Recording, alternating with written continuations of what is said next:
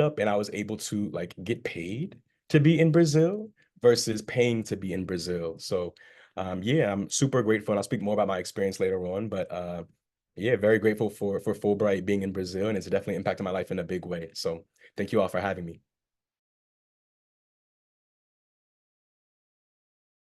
Awesome. Karissa, do you want to go next? Yes. So I applied for the Fulbright in 2019. And just for some context, I graduated from undergrad Hopkins University in 2019. And for me, I found it to be a really important time for me to apply. I think like coming out of college, I was like really confused on like what my next steps would be. Like I knew I was interested in public health and medicine, but like I didn't have much sense of direction. So I actually found the application process to be really helpful for like really like working toward like I think being able to articulate like a project plan is really beneficial, like not only for yourself, but also for your like future goals and whatnot. Um, when it came to choosing the country, I wanted to be like not too far as it was actually my first time leaving the country. So at first I was looking into the Caribbean, but then at my university, Hopkins, they had actually recommended Canada. And then within Canada, I honed in on Toronto. I know that while I was searching for specific cities in Canada, I was like keeping a really broad net, and I had reached out to University in Manitoba, which like if you're not familiar with the territories in Canada, it's like a very remote, like very cold area. And even when I had reached out to them, they were like very receptive, very happy to hear from me. And they had told me like, oh, even if you don't get the Fulbright, we'll still pay for you. But I think I had to make a decision to like find a location where quality of life would be what I wanted. So I chose to take that risk, even though the school had told me it would be a little bit more competitive. I think another thing that's helpful when you're searching for a country to apply to is also looking at the stacks. They actually do publish the statistics every year of like how many people apply. I don't know if they give the number of semifinalists, but they give the number of finalists. So even if you're choosing between like ETA research, I think it does help to have a ballpark of like, okay, how competitive is this country? And I think that was helpful too for me to like look up the stats of Canada and to see like where it felt on the competitiveness range. Um, and then, like I said, I think working on the application was extremely helpful. I think I had the opportunity to really connect what I was doing in undergrad, what I wanted to do in the future, like both short and long term, and to like communicate that also like included like contemporary events of like Canada, United States, and like overall broader themes was very helpful for me. I was actually able to use like a lot of the content for my essays to apply for like other fellowships, not verbatim, but like a lot of themes. And like I used that to apply for the CDC PHAP, and I got that, and like an internship, and I got that. And that actually came in helpful when it was COVID because I worked at the CDC while my Fulbright was delayed. So I think if anyone's on the fence of applying, I would really strongly recommend applying. Like even when I had finished my application, I felt really happy, like in the sense that not only that I was done, but that I like had the time to really workshop what my passions and interests were, which for post grad I found to be really helpful. Awesome. Thank you. I'm actually going to pass it over to Brittany Edwards, who went a little bit further in Canada. Went a little bit further and my line was very not straight. So from the jump, Fulbright was never even on my radar. What we had this Office of Competitive External Scholarships, kind of similar to Dimetri, and the person running that just approached me on campus one day and was like, hey, you really should apply to Fulbright. And I wasn't really doing anything else with my life. So I was like, okay, sure. And then touching on what Karissa was just saying, the first time I applied, it was really all based off of competitive eligibility. So I actually had chosen South Africa because it seemed like the highest odds, because at the time, and so this is me applying in 2017, or for the 2017 grant year. At the time, they selected 12 Fulbright grantees. 6 of them were supposed to be white, 6 of them were supposed to be Black. So I was like, okay, great. I have a great chance and odds. I don't know if those have changed now, because again, that was like a long time ago. And they saw right through my lack of commitment and dedication immediately. And I was discontinued from the process from the semi-finalist kind of announcement that happens in January. And so then the next year, again, the competitive external fellowships director really encouraged me to apply again. And so this time I focused on a spot that had like a little bit more connection to me, my life, etc. And I had been studying Mandarin since 3rd grade. So technically it kind of made a lot of sense for me. And then also my majors were international relations and Asian studies. And so that's how I landed on Taiwan. Absolutely love my time in Taiwan for so many reasons. And we'll probably, talk about them a little bit later, but it was really a time of understanding that's what's for you will be for you exactly when it's meant to be for you. And so even though I didn't get it the first time, I was also really open and receptive to the concept of like, maybe Fulbright is for me, but maybe South Africa isn't for me. And if it is for me, maybe it's just not for me right now. And really tried to understand that not getting accepted the first time wasn't a reflection on me or like a failure in any ways, but just it might not be aligned to my purpose. And based off of what I experienced in Taiwan, like love. So I'm glad that South Africa didn't work out. But yeah, that's the abridged version of my story. I guess the only other detail, I'm not sure if this relates to anybody, but I actually graduated early accidentally. So I finished college in 3 years. So the last year that I applied, I actually wasn't in school. And I know that sometimes there's kind of this stigma or belief that when you're attached to an educational institution, applying is like better or easier, or you will or won't get through. So that's also kind of a minor detail, just in case that's relevant to anybody's story. Awesome, thank you. Nagea, can you share with us your application process and why you chose your host country? Yes, so Fulbright was always in the back of my mind, but it never seemed as if it was something that was attainable. So my first internship, I got it straight out of high school, and it was with this legal field, and they were telling us about all of these prestigious scholarships like the Rhodes and Henry Knight, all of that stuff, and Fulbright. So in the back of my mind for 4 years, I was like, Fulbright sounds interesting, but I don't know what I would do for Fulbright because I've always been more interested in research, and teaching was never really a thing in my mind until I started to realize like, hey, I don't have to do research within Fulbright. I can just teach and then do a community project on the side that involves some level of research. And I like kids anyway. Kids are cool. They're funny. And I was like, well, if I'm good with kids and I can still find a way to do some type of research, even if it's not formalized research, maybe I should apply to Fulbright. So around senior year is when I started taking it seriously because our school's National Honors and Merit Office had a boot camp. And I just wanted to see what the boot camp was about. And the boot camp included Fulbright. So once I started realizing that Fulbright was actually attainable, I just kept going back. And I started workshopping my essays around August, and I got done like 30 minutes before the deadline, actually. But I was obsessing over my essays. I wanted them to hear my voice and know who I was very clearly. So not only did I go to the honors office, I also went to the writing center. And I was having my papers being reviewed by anybody who would read them. And I was doing this 2-3 times a week. And because there's 5 essays for Fulbright. So there's the statement of grant purpose, and there is the personal statement, which are both 1 pages each. And then it's the 3 short response questions.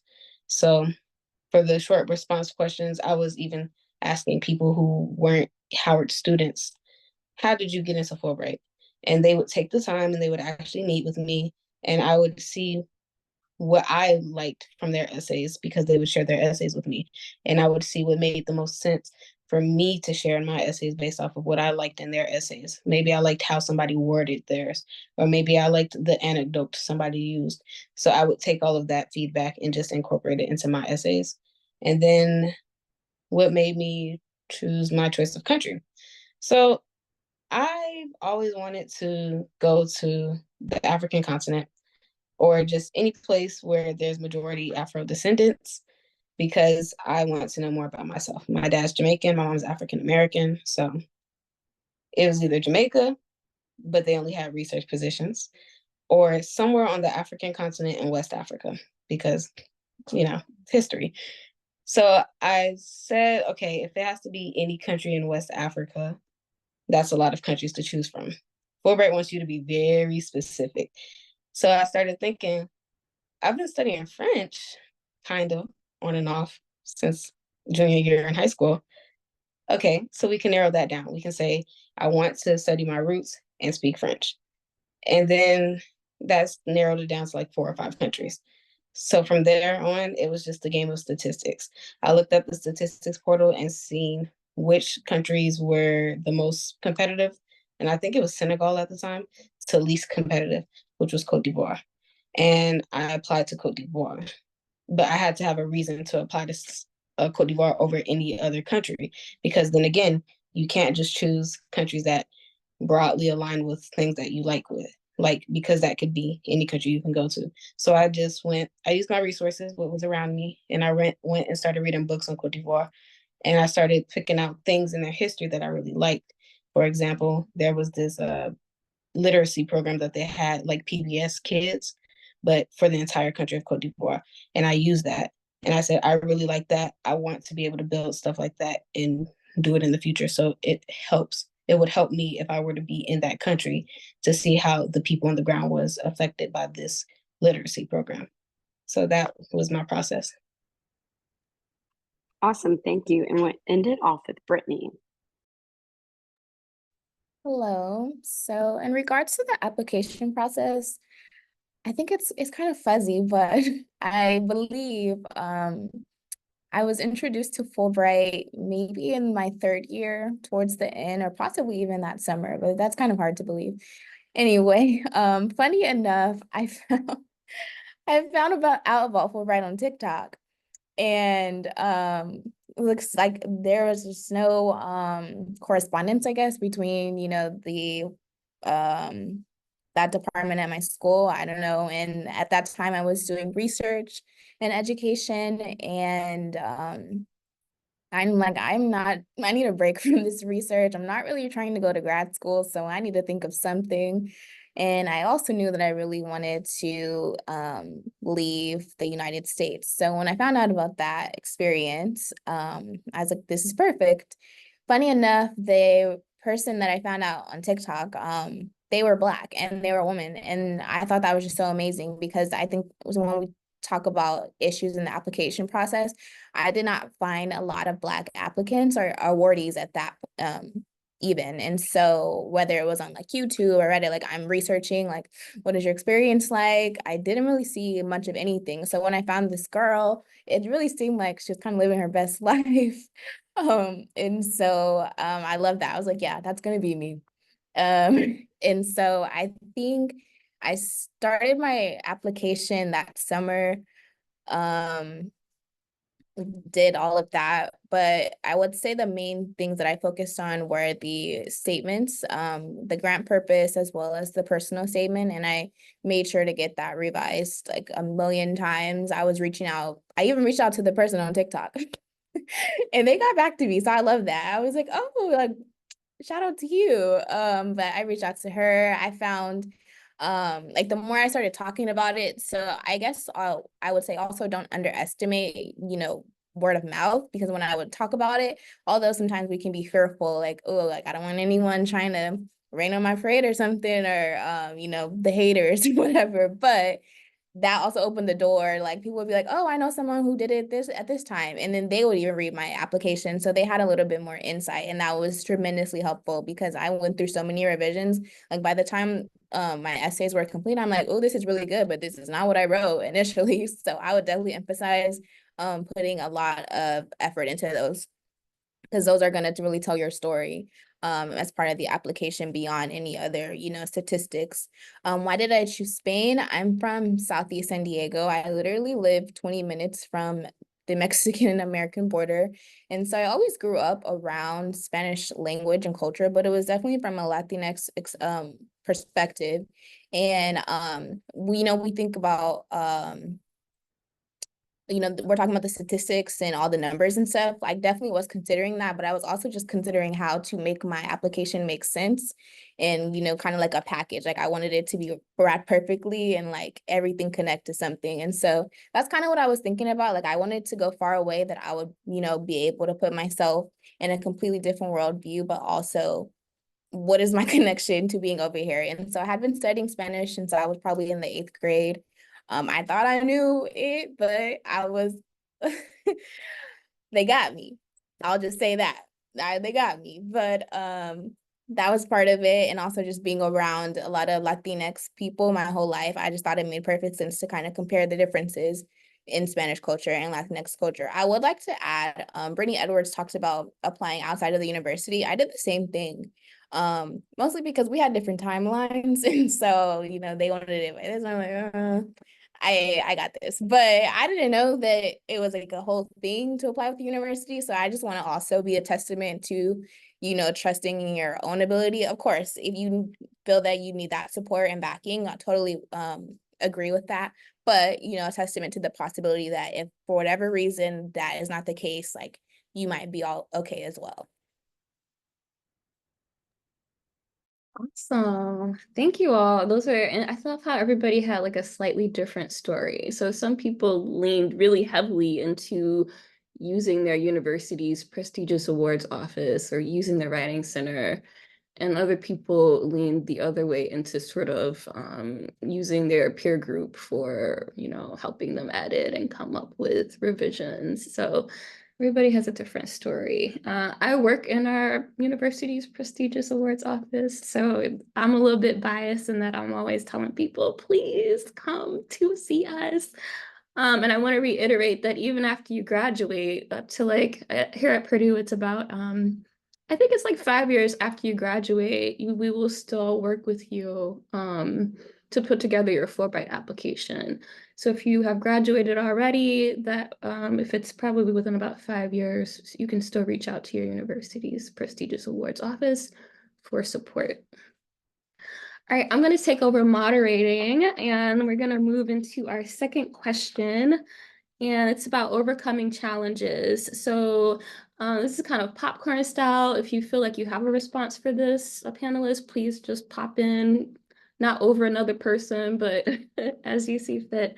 What unique challenges did you face as a Black applicant, and how did you address those in your application?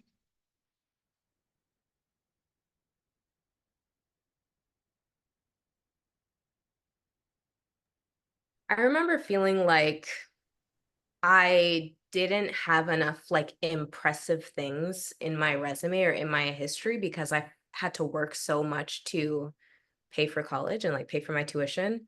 So that was like a mental barrier I faced in terms of like feeling good enough to apply, because I felt like I was in competition with the air quotes, because like you can't be in competition with something that's for you or not for you.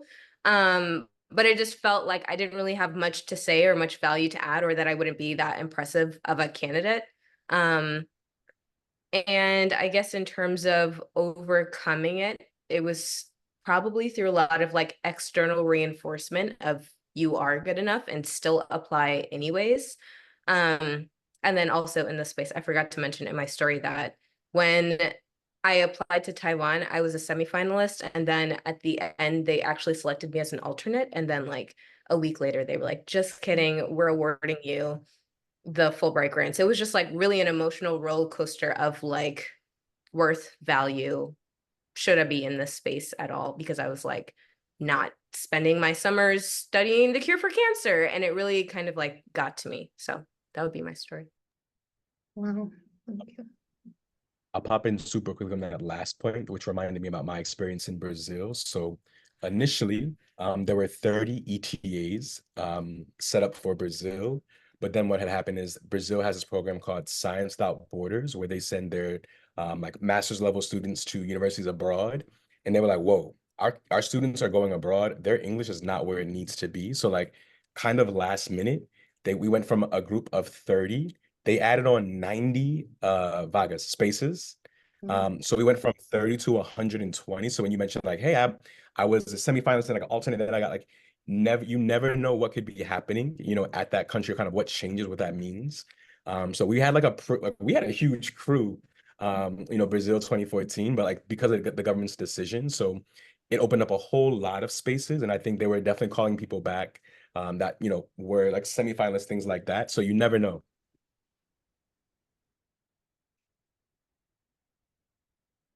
Anybody else? No pressure. We can move on. Okay, let's go to the next question. And then for the participants, if you have questions, we'll have a Q&A at the end, but if it's relevant, you can pop it into the chat and I will get to it as I see it. All right, so let's move on to the second section, which is navigating your cultural identity.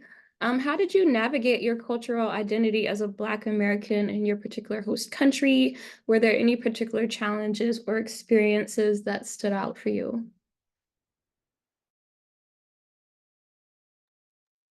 I'll go ahead. My Fulbright was one of the first times that I ever distinguished myself more as an American than as a Black person. And I thought that was really weird, like really strange. Just because like when I went over there, I'm like, okay, I'm a Black woman. And then they were just looking at me like, oh, you're the American. And so I think a reason being is that particularly in Europe, you see a lot of influx of African migrants. And so they're not really concerned. It's not really like new to them. Like they've seen plenty Black people, but then it's more becoming a conversation of nationality and even class in that sense.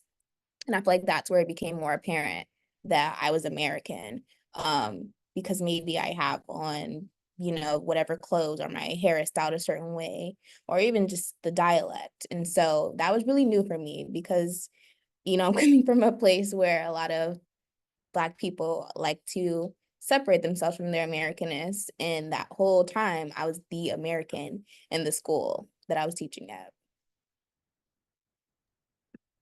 I can jump in here. I think this is the question I was like the most excited about.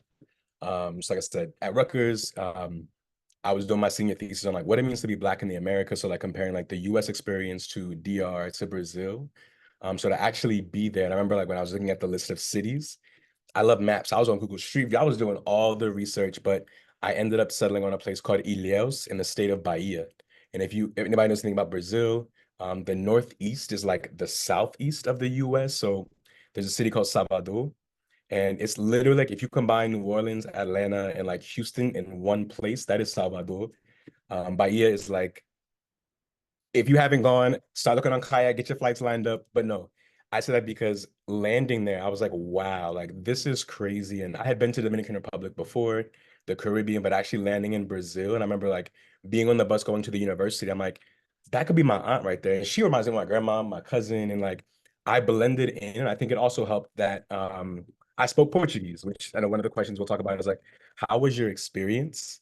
But because of where I was at, not many people spoke English, which is why I was there as an ETA. But to be able, I remember when I first got to the university, this was their third year. In the previous 2 years, it was always like white women. So when I got there, and because I spoke Portuguese, and my other ETA was another Black girl from Boston who also spoke Portuguese, and they were like, y'all are not American. So I had to like show them my license and say like, I am a gringo, like I'm from, you know, the US. But it just felt really cool to be there. And I think for me, it was like I'm learning so much from them that even being able to bring it back to my own family and even to them and say, hey, we eat okra, we eat collard greens. And they're like, what, you eat okra too? I'm like, yeah, we fry it. Or like just seeing those similarities. But then I remember having we would have like monthly events for students. And we had one all about like race in the US. And like it was so impactful for me being outside of the US and having to explain it to other people. And like one of my students was really into music and he was religious. He's like, yo, like, why is there like gospel and like why is there always like a black and a white? And I'm like, I don't know. And I had to like actually reflect on that and think about that.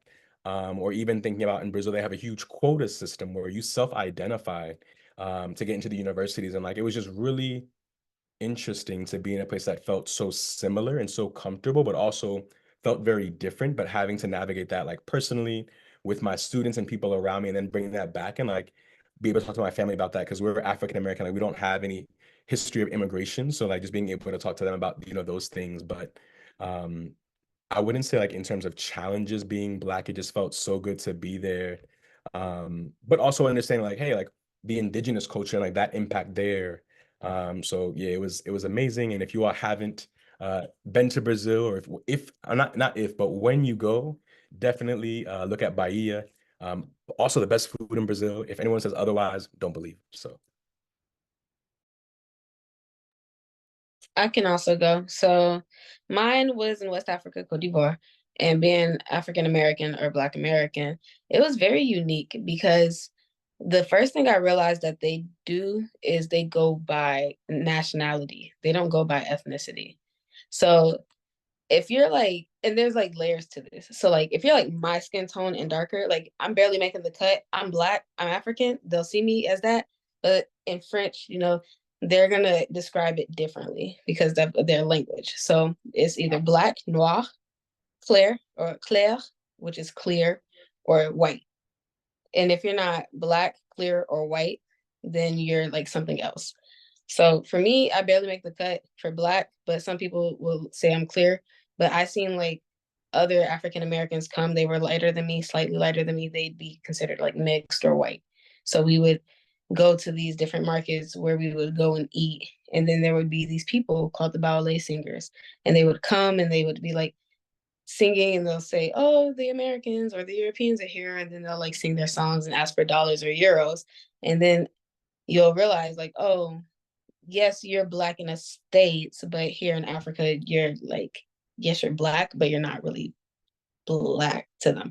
So it's very odd at first seeing it because I was trying to wrap my head around the concept of how can you be Black but not actually be African.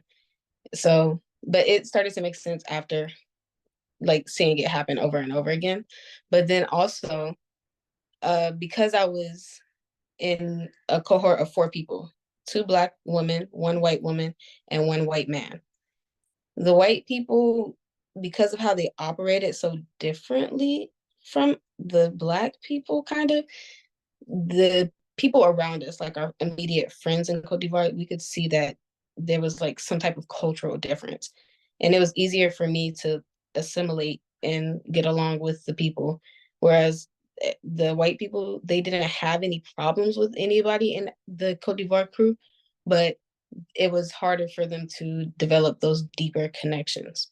So because of that, it was interesting for me because I started out as the American in my immediate community, and then they switched it to African American naturally by themselves. And then they started asking me, why am I so different from the person that I, you know, hang around with, the white people? And I would have to explain to them, like, there's different subcultures in America, and that influences a lot. So they started picking up on my subculture. They started asking about the Black national anthem. They started asking about soul food. They started asking about why we dress the way we do, and even music. And I was able to tell them a lot of tidbits about history, like, oh, well, the banjo created all of these genres of music. We got that from West Africa. Without African history, there is no African American history. So they really like appreciated the fact that I had a connection to them. So that turned me from the American to the African American. But what I was never was white to them, unlike other Black people who might be a little too late for them to recognize as Black. So it's very different. Well, You can go go ahead ahead, to the next. Brittany. Sorry. I was in a space where I was in like a little bit kind of rural-ish Taiwan, meaning that I wasn't in one of the major cities, and the county that I was in, a lot of people had never even seen a Black person before. And so there was naturally a lot of questions of like, why is your skin so dark? Are your parents also Black? If you're from America, why are you Black? Like, is your hair real? And it's really just from a space of genuine curiosity, because at the same time, there's also a lot of times where my Black Americanness gave me a lot of privilege, which was really weird coming from the US. And just like being in a space where I showed up to this restaurant that was like in a Netflix documentary, and they like put me in this special room with AC and just in the front of the line to go into the food chamber, and it was just so jarring because it's so antithetical to everything that we experience as Black people in the US. And so my experience, I had like both and every side of the coin that was like not the easiest at times. Like I was eating in a restaurant and there would be a kid crying in the corner seeing me because they're just scared. They don't know what it is, to the point where like they're inconsolable and their parent has to take them outside of the restaurant just so that they're not making a scene. And so it was kind of confusing in that respect to have like so many really good experiences, people being excited, like, wow, I love you. I love your hair. You're so gorgeous. But then also at the same token, like that deep fear and discomfort that people can have when they're faced with the unknown. So that would be my experience.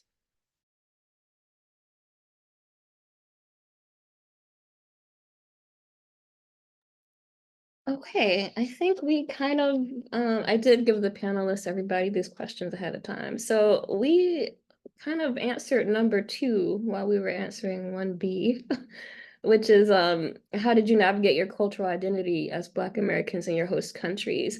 So I want to get down to actually number 4, and then if we have time, we can wrap back to 3. So 4 is about building your support systems. We hear from a lot of Fulbrighters who are in their countries like, oh, I'm like really homesick, or there are no other Black people here and I'm having a kind of weird experience. Can you connect me to anyone? So I want to make sure we got to the question of your support networks. What strategies did you use to build a community abroad, and how did you cope with feelings of isolation or homesickness?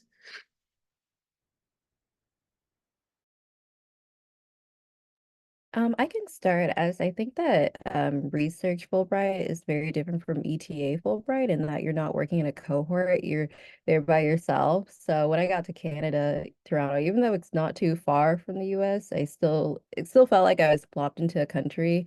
And you still have so much to figure out, like transit, like how to get around, even currency, like banking, all those sorts of things. But when it came to homesickness, I think it was definitely a challenge the first 2 months. But I think ultimately I just really had to push myself beyond my comfort zone. I would say I'm generally like a pretty like quiet, like reserved person. Usually like in a group setting, make 1 or 2 friends and like kind of stick with my like core group people. But like being on my own and my like in a country, and like with the Fulbright research grant, it's very flexible, and like I was able to do a lot of it remotely, essentially all of it remotely. So I had a lot like I had a lot of time. So I really had to fill it up with like so many different things. So I really like tried so many different things like ice skating, just different foods, like hiking. I personally had never hiked before, but I had found a hiking group for I found 2 hiking groups, one group for Canadian newcomers and another one for Black Canadians. And then from there, I was able to meet people, and I just had to put myself out there. I did like Bumble BFF, I did the Facebook groups. I also found like online through sleuthing like a Black woman wellness group. And from there, like I was able to like meet with a cohort every week for like an hour. And from there, like I like again, like I just reached out to people. I reached out to someone who like we like formed a really great connection, and she gave me like really insightful life advice and whatnot. And I think like just like putting myself out there is really what helped me to like not only learn more about Canada, but just to grow as a person. I think another big turning point for mine was actually my birthday. I was thankfully close to my roommate, but on my birthday, like plans fell through, so I had no plans. At first I was kind of moping around like, oh damn, I had no birthday plans. But then I was like, okay, let me just do something for myself. Let me go to a spa, looked up a spa, like got myself a pass, went. And then when I went there, I like met someone who was like also new to Canada, new to Toronto, like had a birthday, she celebrated it alone, and like we just connected and clicked so well. And that was a huge turning point in my experience in Toronto, because then we were doing like so many things together. We just built this like really beautiful friendship. And like even though I did my Fulbright in like 2022, we're in like really close contact with each other now. So I think when it comes to homesickness, I just found it really helpful to just kind of push back again, like really just take the time to reach out. I think not only just to your host country, but also people in the United States. I feel like I actually was able to like rekindle and work on a lot of my friendships back in the US, because I was like really swarmed with like MCAT studying. So it was a good time for me to like reconnect with old friends as well. So I think like pushing past it and just getting creative and trying new things is what helped the most.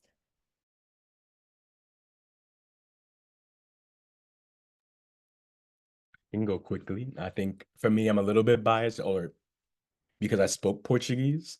So I think with that, like I was able to like interact with my students. And one of the cool things was at the university where I was, I taught classes for like university students. I had a class for professors, and my favorite, I had a class of senior citizens who would fight to say like, no, you got to come over to my house for lunch. Don't go over there. She has roaches. Like, but all that to say like they were, it was all different age groups. But I was really grateful that the students that I would teach, they were also like my friends. They were around my age. And something else that we had was there were certain students. So there's a program that literally the students are learning English, Spanish, French. It's like international relations, international languages for like negotiation, whatever. But we had some students from the university who were like our guides. So when we first touched down in Brazil, they like went to take us to our apartment, meet our like not so much host family, the family that owned the apartment where I take my laundry. He showed us around, took me to get registered with the federal police. His English was really good, and he's like, no, like thank God for Netflix and music. But he was been able to kind of like help introduce me and like meet his friends and things like that. So it was nice if you do have like students or folks that are kind of like guides to help navigate like the university, that space there. And I think to your point, like how these people, are stay around. I did mine 10 years ago. I'm actually going back in November for Afropunk, but I always say like I'm going back to see my Bahian family. And I felt bad because last year I went back to Brazil and I didn't tell any of them because I was in a different part of the country, didn't have time to go visit them. But like once again, those are bonds and friendships that I feel like are super important to me. And really great for even like, some of them are coming to the US. I'm like, yo, when you come visit New York, let me know. So I think just having that connection, and once again, like folks that you may interact with or even students that can kind of give you a different perspective and give you that like insider view that you may not get as an American or as an outsider for those different cultures and, conversations, learning the history and, food and things like that. So it was really cool.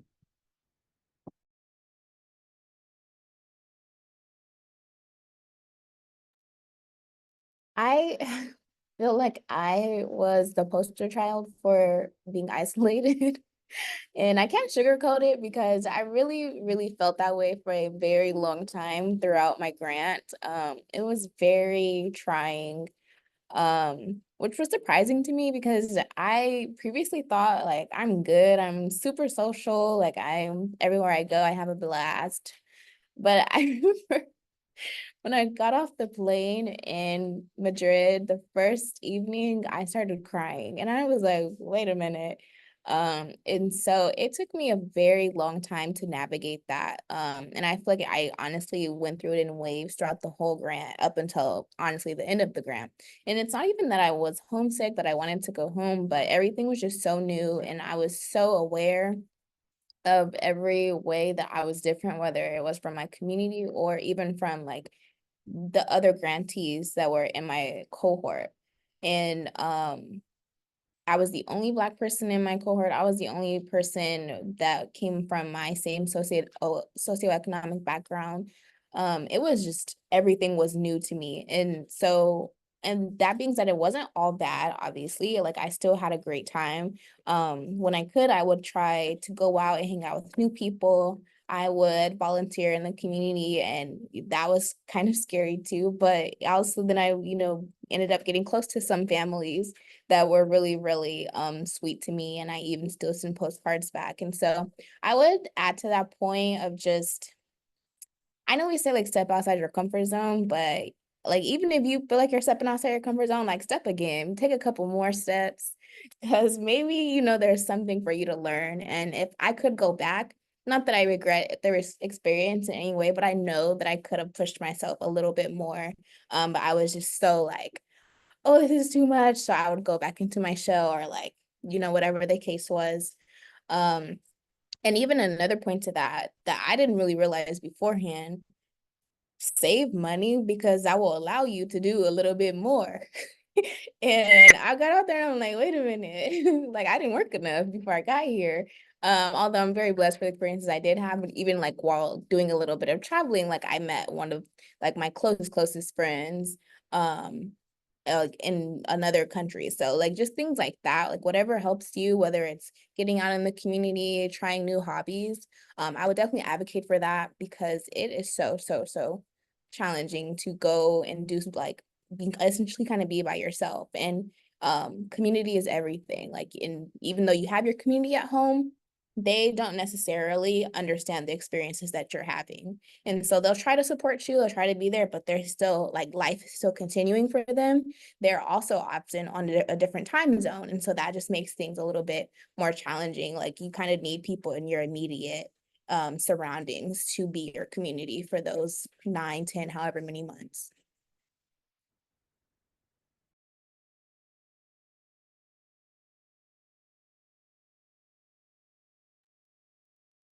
Okay, awesome. Well, thank you all. I feel like I had a mix. Well, this is not about me, but thank you for sharing.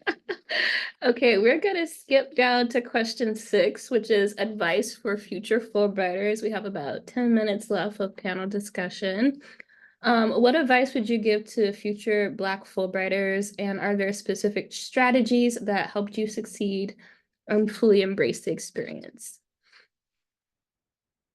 I can go for this one. So, advice, I would say, should you like apply and then get through the process and end up in your country, first make sure you're very prepared. Like for me, I needed malaria pills, and I waited way too late before even trying to get all the required medications to go to West Africa. And it just made a whole thing, and a lot of your documents will get rejected, and some will be accepted, but with conditions. So make sure you don't wait to the last moment in order to get all your documents together. Also, the pre-departure orientation is very important. Please go to it. I know people have work and summer school and all of those things, but if you can, please make time for the pre-departure orientation, because if you don't do it, it'll be hard for you to find out who your cohort members are. And if you are out of the loop, especially with certain embassies around the world, you will have a tough time adjusting to your new country, because the embassy may not show up for you in the way that you thought the embassy will show up for you. So for me, I was in the city, but our embassy made it seem as though they would hold our hand for like the first month and then just let us go on our own. They held our hand for the first week. So Fulbright gave them some money to put us in a hotel, which actually came out of our stipends. But we got put in a hotel for a week, did orientation for a week, and we were forced to find our own housing during the entire orientation. So we got lucky and then moved around a bit. And other people got lucky because of other Fulbrighters that they met during the pre-departure orientation. So they got their housing passed down. So just make sure you do those 2 things. And then when you get into the country, share your passions and listen and ask what other people's passions are, because that'll make your transition much smoother. Like, for example, in Cote d'Ivoire, most people are either Muslim or Christian. So that means they're very religious in the country. And a lot of people, as a result, play piano and other instruments. I like to play piano and instruments. So it was just a passion that I was able to click with a lot of people because of it. So share your passions, ask what other people's passions are, and then do your community project and make sure it's a project that you like. For example, I like music, but specifically poetry and music, so slam poetry, and I like to mix the two together. So for example, a good example would be Tank of the Banker's Tiny Desk or Erica Badu's Def Jam poetry. So if you mix those two together, you could do that. So I took that and I made a project of it, and a bunch of people were super interested and happy to contribute to the project by adding their own poems, and we made this book that's going to get published on Amazon soon. So yeah, just do stuff like that. It'll be really fun. It'll enhance your experience.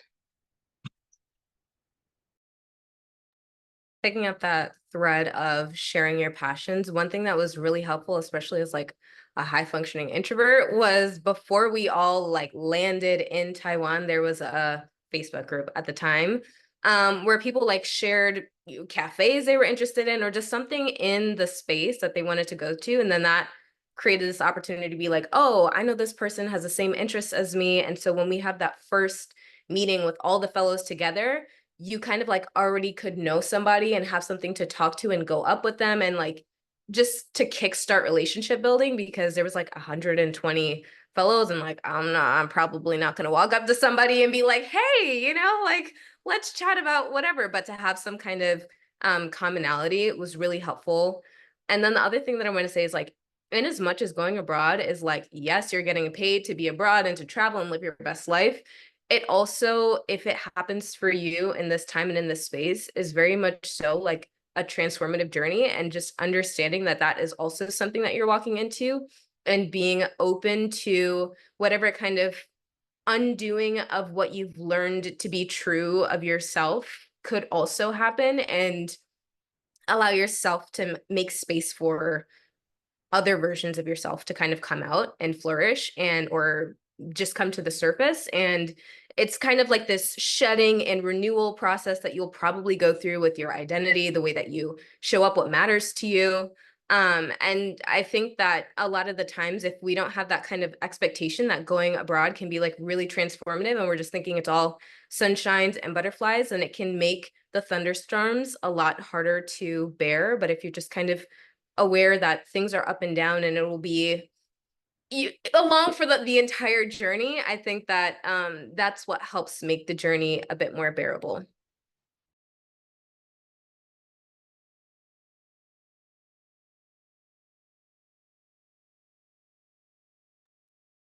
All right, so thank you all so much. We have about 5 to 10 minutes, maybe a little bit longer. I know some of the panelists have to go, so thank you so much for your time.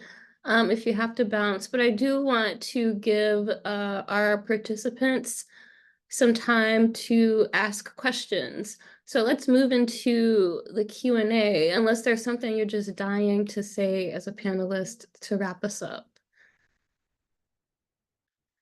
Okay. So audience, let me see if I can give you all permission to turn on your microphones, and otherwise just type your question into the chat.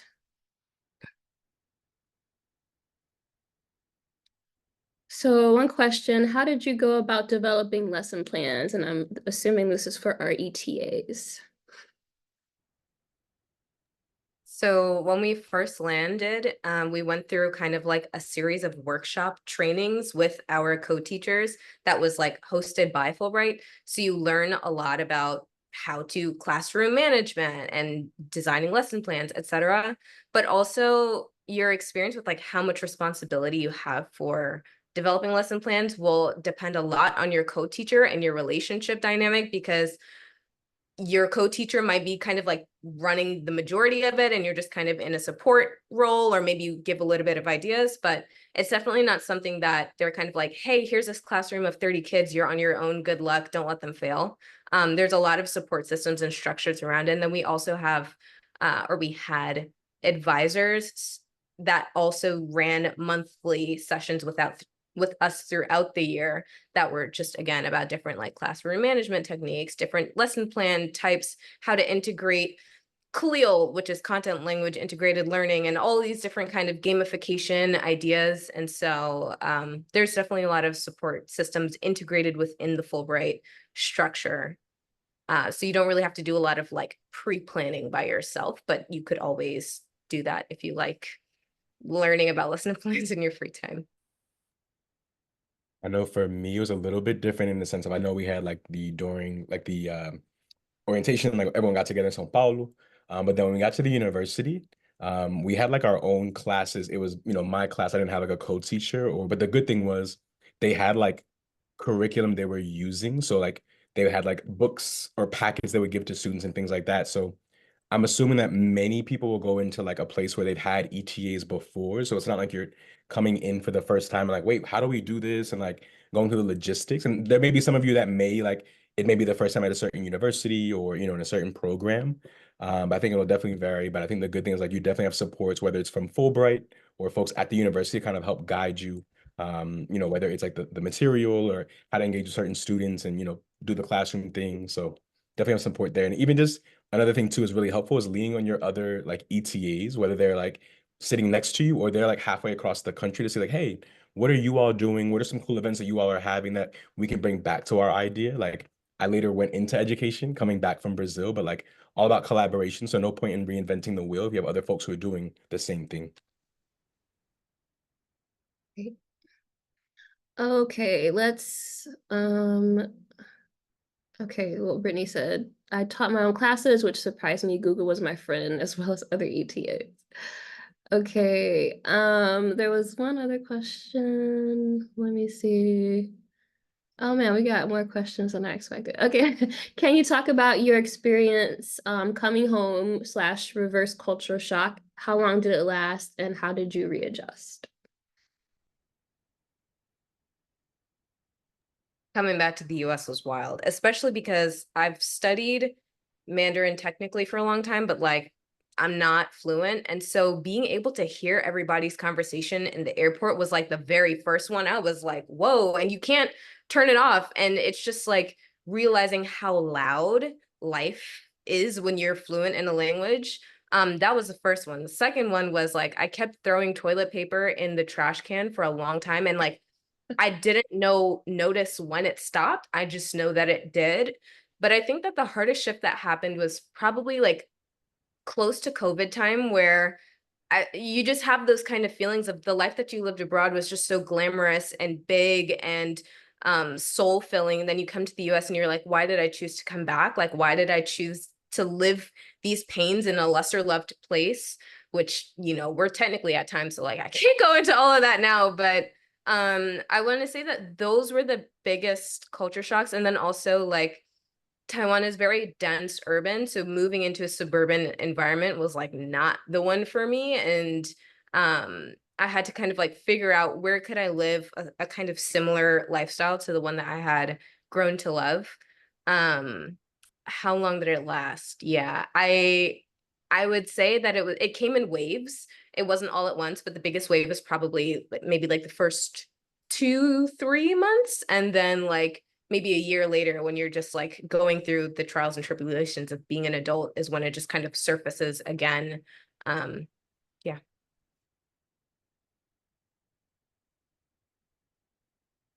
Anybody else want to chime in? I saw some head nodding.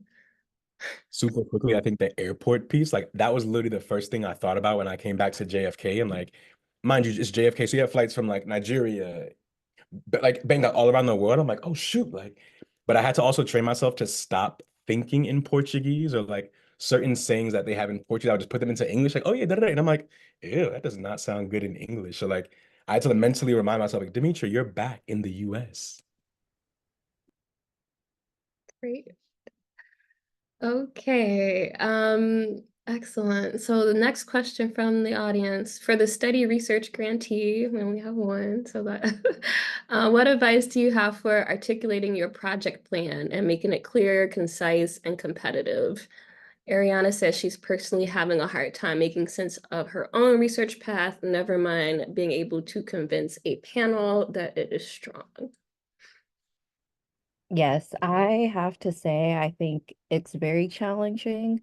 But I think with a lot of research and reading of like past essays, I think it can help you to figure out trends. I think it is very country specific. So I'm going to talk from my experience applying to Canada. So I'm not sure how it applies to other countries. I know that Canada, they state on their website and in the State Department that they care about interests that are mutual to the United States and Canada. So when I was developing my project, I was really trying to figure out like what contemporary issues are going on and how does that fit with like my past experiences, my research interests, all to tie that into a cohesive narrative. I had a prior research experience in intimate partner violence. And I remember that at least, I don't know if this was in my final draft, but at one point there was like a border crisis with migrants being taken from the border in the US, and like Canada had a similar issue. So being able to craft that together. But I know that towards the end, I really had discovered the idea of trauma-informed care, which for me in healthcare is like mind-blowing. And I think it really incorporated a lot of my passion and interest. Like I'm interested in psychiatry. Again, I did research in intimate partner violence. I worked in like with like infant mortality in undergrad. So I think trying to find topics that kind of combine all those themes really is key. Especially considering competitiveness. I think that also plays a big role. I know with Canada, like I knew that there was like it was like 100-ish applications for like 10 spots-ish, 10 to 15 spots each year. So I knew that like it was really important for me to have like a narrative that was very strong. I think another thing that helped was also just like linking it as well to community engagement. And I found it really helpful to link organizations that are present in the US and Canada. I would say beyond, not like a YMCA, but like one organization was like Dress for Success. And it was like a nice narrative for me because my mom had gone to Dress for Success like when she was immigrating from Haiti, and then I wanted to volunteer there, so that also helped to create a narrative. So I think you really just have to be very creative, and it takes multiple drafts. And I'm happy to take a look at a draft and give feedback. Excellent. So if you want, as a panelist, to drop your contact details in the chat, please go ahead and do that. Okay, so we have another question. Several panelists mentioned learning / speaking other languages. How did your additional language competency strengthen your application? If we don't have other language experience, what could we do to compensate?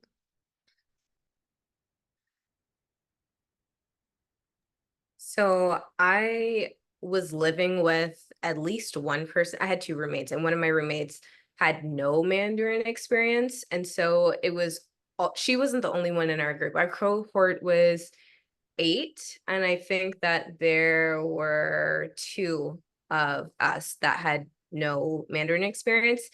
And so that's to say that it's not like a prerequisite to even getting accepted to a specific location. It just helps a lot in terms of creating some kind of connective narrative to help them know that you're really passionate about it. So it was kind of just like a tool that we leveraged, but it wasn't necessary or critical. And it just more so created challenges for them to navigate in terms of their own relationship with independence and like going to restaurants all the time, and just it's more difficult naturally, but it's not impossible. Like they still survived and they came back out through it. But it was also a little bit challenging at times because whenever there's health implications, like I had to take my roommate to the hospital at like 11-12 p.m. and like I'm also not fluent, so like trying to be a communicator with the doctor was also really difficult and very humbling experience. And even one time when there was, I don't know why, but my eye was just in so much pain. And again, similarly, like I don't have the language to explain what I'm feeling or what's happening. One of my co-teachers was actually able to kind of come with me to the eye doctor to kind of understand like what's going on and serve as a translator. So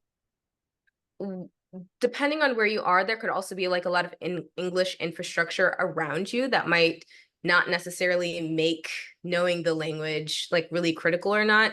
There are plenty of areas in Taiwan where there's like a lot of English support. I just didn't happen to be in a space that had the most, but there definitely were still people there that knew a little bit of English. So it can be a little bit scary at times, depending on what circumstances are presented to you. But I would just say to embrace the journey and to go through those waves. Excellent. Anyone else? I'll chime in with my opinion. I don't speak any foreign languages, at least not well, and I do have like a little bit of French and a little bit of Spanish, and I went to a country that didn't require a foreign language requirement. So just a heads up, not all of the countries will even require you to speak a foreign language. I think that the countries that don't require a language are a little bit more competitive because more people are competing to go there, but it's not an absolute requirement that you speak any foreign language. So just keep that in mind.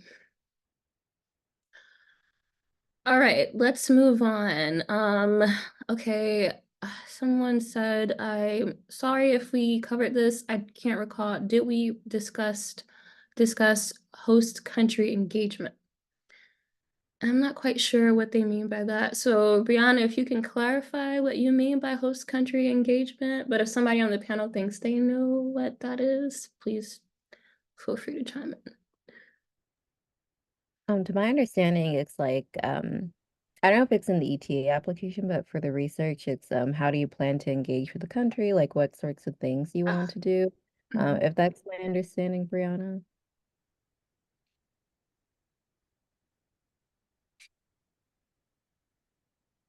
Yes. No, yeah. I know that I personally had to do a lot of research on that. I think again, just like finding interests that I had and like really just trying to fit a narrative is something that I worked a lot on. I was engaged in a sorority like throughout undergrad, so I had found like a chapter that was like in Canada, and different things like that. Just trying to find like different connections you have to an area. I feel like that are like very specific too. You don't want it to be like anything like too broad, like just saying that you'll volunteer like at a YMCA chapter, but also just specific. So I think like doing some due diligence, some research, talking to people and stuff can be really helpful.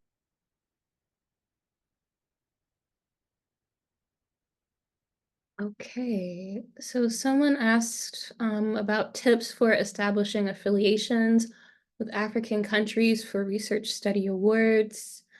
I don't know if we had anybody that had to do that, but Karissa, maybe can you talk about your experience establishing affiliations in Canada, and maybe some of your tips could cross over to other countries as well? Yeah, I actually had a very messy experience with this. I'm just going to be honest that I actually got the Fulbright. I had applied to do a graduate like research study and I got the Fulbright, but I was denied from the graduate program. So I was like really devastated. I was like, damn, like what are the odds? So I had to pivot and change my project completely, which in the end I'm really happy that it worked out that way. Not having to take classes and pay tuition. Um, I just I personally like I had like done some research on like local universities in Toronto and just like gathered some emails and just started sending out cold emails and like I probably sent out like around then probably like over a dozen emails, but I did get like one response, and like oftentimes you really just need one response, and from there we were able to like further like workshop the research question, and like she was really helpful in like helping me like transition to Canada and whatnot. Excellent. All right, I think that wraps up our questions from the audience. Does anybody want to say any last things? We are sitting at the end of August, so potential applicants are probably putting together their applications and getting ready to submit. So any last minute advice for applicants going up in this next cycle?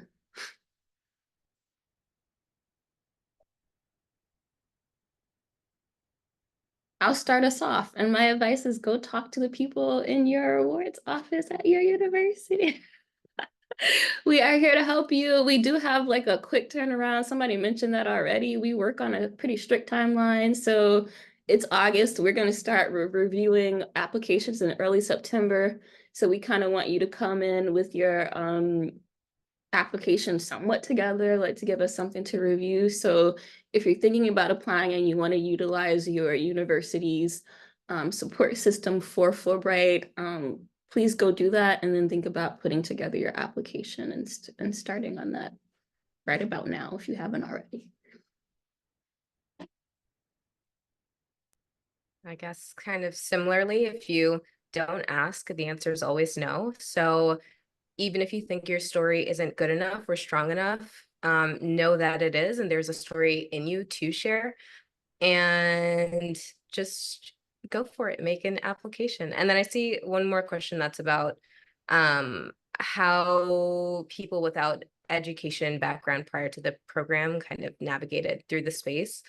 And it's really important to frame your experiences for what they are. And so if you've worked at a summer camp or volunteer with a summer camp, or you have educated stakeholders about something, you can talk about the skill sets that you have that directly relate to teaching, or you're feeling about something being really important. So for example, social emotional learning, and, you know, seeing that that's something that's not directly related to an education background per se, but it's relevant to the classroom. And so maybe that background is a little bit more in like sociology, right? Or more about a background in psychology, and understanding how you can like shift those different interests of yours and apply it to that space of education. Because in as much as like teaching, yes, is a thing, there's also a lot of these other things that impact how we show up in the classroom, and a lot about like social relationships that also will inform how we show up in the classroom. So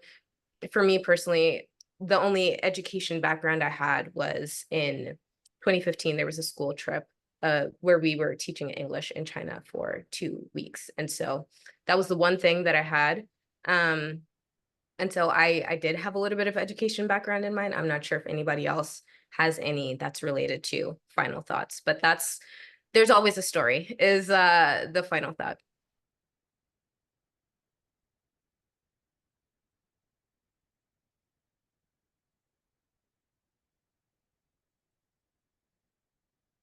All right, we are right at 7:15, which is the like maximum amount of time I promised the panelists we would take. So thank you so much. Round of applause for our panelists.